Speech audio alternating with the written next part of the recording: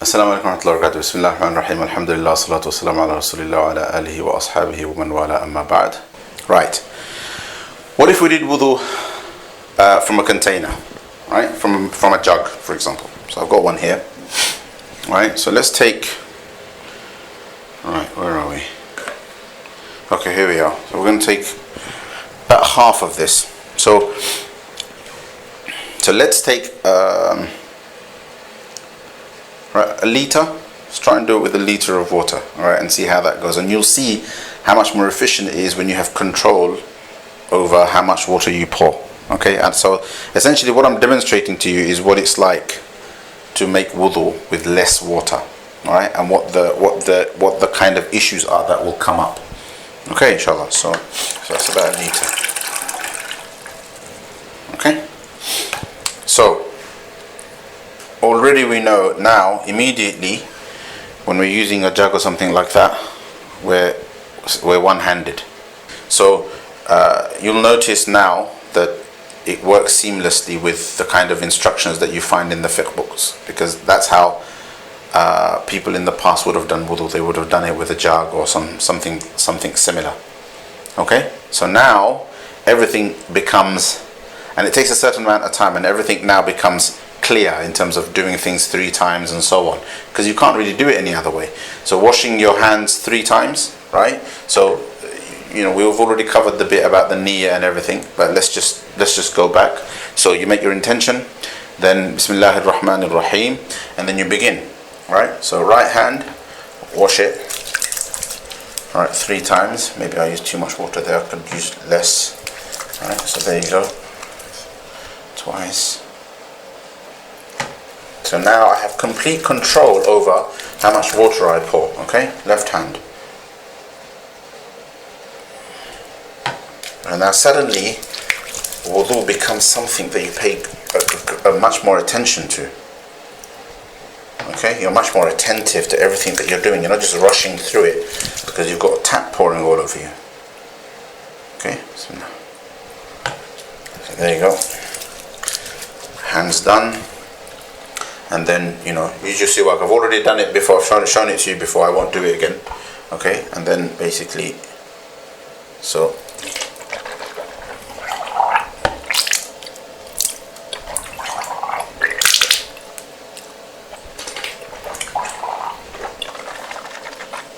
didn't use much water, but it was sufficient. Okay, right. I snuffed a bit there so that, you know, I can feel it straight up. And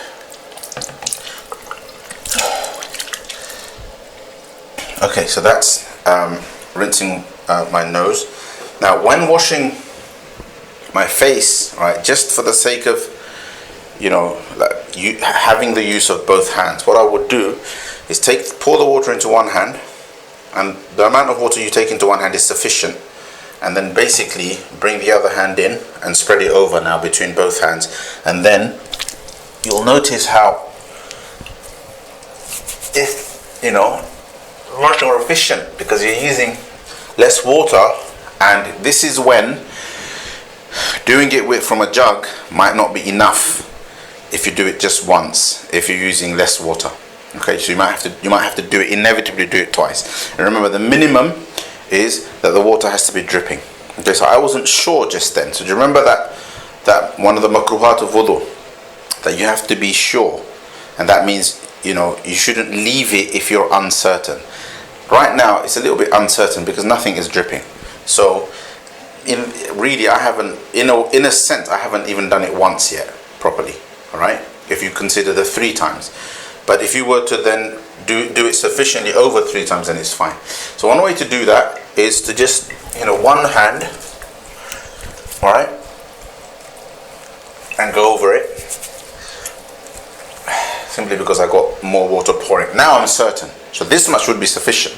Okay, and do it a third time. Got plenty of water now. Okay, down. Okay, so there you go. And then the khilal of my beard, running my fingers through the beard. I had to do it twice there. So again, sometimes you have to go over things because you haven't, the first time around it wasn't done properly. Okay, those things, it's not a problem. Okay, so hands. So this is where you get to see how efficient it can be to just do it with water in the cup, in the palm of your hand.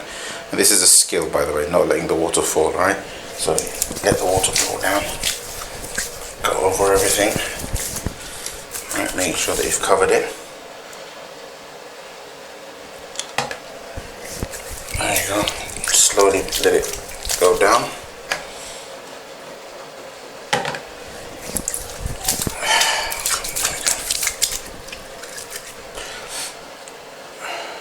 Now, I find it a little bit more difficult to do my left, but I'm going to try. I usually just take the water in my right. But it's, if you can, then do it. If not, just take it. I'll do it once with the water kind of poured from my left. Okay, didn't get much there. Check my elbow. Or alternatively, you can just, do it. Take it in your right. So that's how I do it. I take it with my right hand and then pour it over my left. Okay, there you go. And then once more. Do the third time.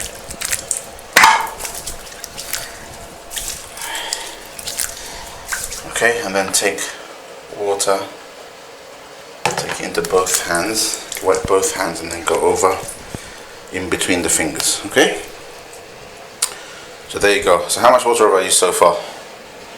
Look how much is left. Okay, and then wiping over my head. So wet both hands, so that's sufficient. And then all the way back in one motion.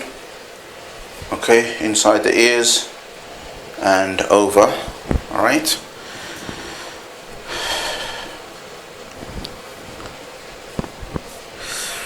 And now washing the feet from the jug. So obviously, naturally the feet, in my opinion, use up the most water. Okay, particularly because of those difficult to reach areas. Okay, but because now you have complete control of the flow, you can concentrate it in the difficult areas, without having water going all over the place because you've got tap water with too much flow or whatever. All right. I mean, this particular tap, for example, is really difficult to control the flow. So there you go. So I start from the tip, work my way down, so I can stop whenever I want. Can you see? So I can stop just as I go. So as far as I'm concerned, I'm still doing it once, all right? Because I'm pouring so slowly. There you go. I'm paying attention to my heels now, the Achilles area on both sides, my ankle where the thick skin is very thick. Okay, there you go. So as far as I'm concerned, I've done that once. Now second time.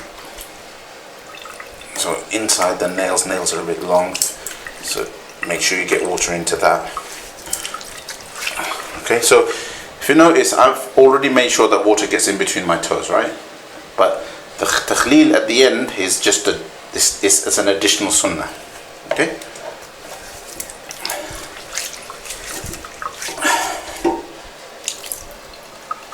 Okay, that's my second time.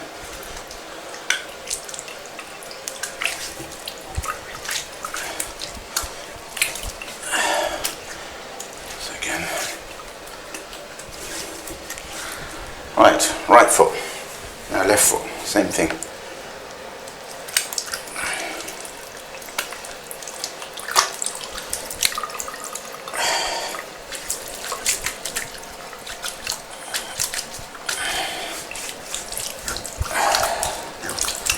Okay, second time.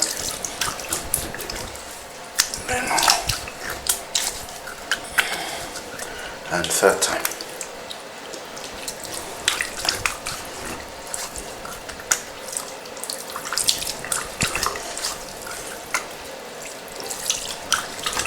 There you go. Alright. And then you can do the takhleel, okay? So remember here, the point here is just to show you that the takhleel is additional to having already made sure that water gets in between your toes. Okay, inshallah. And then you say, Ashhadu an la ilaha illallah wahdahu la sharika lahu, وأشهد أن محمدا عبده ورسوله اللهم اجعلني من التوابين واجعلني من المتطهرين. And now I can, that little bit of water left, I can fulfill the sunnah of drinking from the wudu water. And the Prophet ﷺ, according to the hadith, drank it standing up, so that's fine. Take a small drink from it. Okay? And that's it. And 2 rakats nafal if you can. That's it. That's basically wudu. 2 ways to do it. Bit messy, right? Kind of got out of breath a bit a couple of times because I kept my feet up there continuously. Anyway, Jazakumullah khairan. I hope that was useful, and hopefully it doesn't take this long for me to make wudu normally, right? Even if I do it with the jug. Okay, but it was just because I was showing you, alright? But I think one thing that is obvious to you, that doing wudu properly according to the sunnah does take practice. Okay? It's easy to just, pour the tap and splash it all over and so on. But if you want to do it according to the sunnah, it's much more measured, it's a much more calm, kind of collected exercise. Alright? So think about that and try to get yourself to do wudu in that way. Okay, Jazakumullah khairan. Assalamu alaikum wa rahmatullahi wa barakatuh.